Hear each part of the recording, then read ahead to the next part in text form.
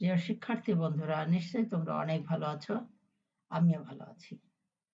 ইতিমধ্যে তোমরা জেনেছ যে বার্ষিক সামষ্টিক মূল্যায়ন নির্দেশিকা 2024 প্রকাশিত হয়েছে। আজকে আমরা নবম শ্রেণীর বাংলা বিষয়ক যে নির্দেশনা রয়েছে সেটি জানার চেষ্টা করব। বার্ষিক পরীক্ষার পাঠ্যক্রম অধ্যায় অভিজ্ঞতার নাম। প্রথম অধ্যায় আছে বিভিন্ন মাধ্যমে যোগাযোগ করি, দ্বিতীয় অধ্যায় আছে প্রকৃত ভাষা ব্যবহার করি, তৃতীয় অধ্যায়ে রচনা পড়ে দৃষ্টিভঙ্গি বুঝি, চতুর্থ অধ্যায়ে ব্যাকরণ মেনে লিখতে শিখি, পঞ্চম অধ্যায়ে বিবরণমূলক ও বিশ্লেষণমূলক রচনা লিখি, ষষ্ঠ অধ্যায়ে সাহিত্য পড়ি, সাহিত্য লিখি। তোমাদের যে বার্ষিক পরীক্ষা অনুষ্ঠিত হবে সেই পরীক্ষায় তোমাদের এই বিষয়গুলো, এই অভিজ্ঞতাগুলো তোমাকে পড়তে হবে। এই অভিজ্ঞতার আলোকেই তোমার প্রশ্নপত্র তৈরি হবে। তুমি যে পরীক্ষায় অবতীর্ণ হবে সেই পরীক্ষাটি দুইটি ভাগে বিভক্ত। একটি হলো শিক্ষণকালীন মূল্যায়ন, যেখানে তোমার অর্জনের 30% নির্ণীত হবে, এবং আরেকটি হলো সামষ্টিক, যেখানে তোমার অর্জনের 70% মার্কস রয়েছে। এই 30% মার্ক শিক্ষণকালীন তুমি তোমার শ্রেণী কার্যক্রম পরিচালনার সময় যে মূল্যায়নগুলো হয়েছে সেই মূল্যায়নটি শিক্ষণকালীন মূল্যায়ন। এবং সামষ্টিক মূল্যায়ন যেটি তোমার বার্ষিক পরীক্ষার যে পাঠ্যক্রমে অন্তর্ভুক্ত, সেই পাঠ্যক্রমের অন্তর্ভুক্ত বিষয়গুলো থেকে একটি প্রশ্নপত্রের মাধ্যমে তোমাকে পরীক্ষায় খাতার মাধ্যমে মূল্যায়ন করে 70% মার্ক সম্পৃক্ত হবে। তুমি যে বার্ষিক পরীক্ষায় অংশগ্রহণ করতে যাচ্ছ সেই অংশগ্রহণকৃত পরীক্ষায় তোমার যে বাংলা বিষয়ের প্রশ্ন এবং তার নম্বর এবং মূল্যায়ন প্রক্রিয়াটা কেমন হবে আমরা একটু খেয়াল করি। পরীক্ষার ধরন লিখিত, পূর্ণ নম্বর 100, আইটেম নেম, প্রশ্নের সংখ্যা, মোট নম্বর, সময়।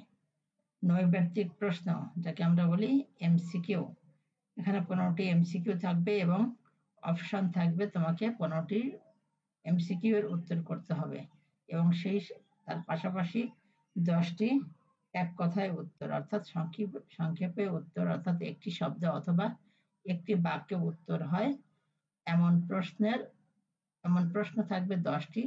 তোমাকে সেটির উত্তর খাতায় লিখতে হবে, কোনো অপশন থাকবে না এখানে।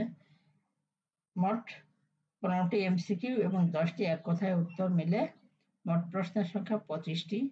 প্রতিটির জন্য 1 করে মার্ক বরাদ্দ থাকবে, মোট 25। সংক্ষিপ্ত উত্তর প্রশ্ন 10টি থেকে 10টির উত্তর দিতে হবে। এখানে 2 অথবা 3টি সেন্টেন্স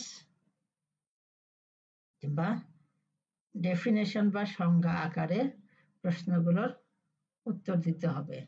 প্রতিটি প্রশ্নের জন্য 2 করে মার্ক বরাদ্দ থাকবে। 10টি প্রশ্নের জন্য 10 দুগুণে 20 মার্ক বরাদ্দ রয়েছে। রচনামূলক প্রশ্ন দৃশ্যপটবিহীন, এখানে মোট 5টি প্রশ্ন থাকবে, তার মধ্যে থেকে তোমাকে বেছে 3টি উত্তর দেওয়ার সুযোগ রয়েছে। এখানে তোমার পাঠ্যক্রমের অন্তর্ভুক্ত যে বিষয়গুলো ছিল সেই বিষয়গুলো থেকে তোমাকে 5টি রচনামূলক প্রশ্ন করা হবে, যার প্রতিটির জন্য বরাদ্দ থাকবে 5 করে নম্বর। তার মধ্যে থেকে তোমাকে 3টির উত্তর করতে হবে। 3 × 5 = 15। রচনামূলক প্রশ্ন দৃশ্যপট নির্ভর, এখানে তোমার জন্য বরাদ্দ থাকবে 7টি প্রশ্ন। তোমাকে উত্তর করতে হবে পছন্দ মতো যে কোনো 5টি। প্রতিটি প্রশ্নের উত্তরের জন্য তোমার বরাদ্দ নম্বর থাকবে 8 করে। এখানে 7টি প্রশ্নের উপরে কিছু তথ্য উপাত্ত দিয়ে তোমাকে তথ্য উপাত্তের আলোকে পাঠ্য বই এবং যে উদ্দীপক, যেটাকে আমরা বলি, এরকম উদ্দীপক জাতীয় কিছু তথ্য তোমাকে সংযুক্ত করা হবে। সেই উদ্দীপক পড়ে তোমার পাঠ্য বইয়ের সঙ্গে মিল রেখে তোমাকে কিছু প্রশ্ন করা হবে। সেই প্রশ্নগুলোর উত্তর এইখানে তোমাকে করতে হবে। 7টি প্রশ্ন থাকবে, 7টি প্রশ্নের মধ্যে তোমাকে যে কোনো 5টি প্রশ্নের উত্তর করতে হবে। প্রতিটি প্রশ্নের উত্তরের জন্য 8 করে নম্বর বরাদ্দ আছে। 5 8 40। এই মোট 25, 20, 15, 40, মোট 100 নম্বর সময় পাবে 3 ঘন্টা।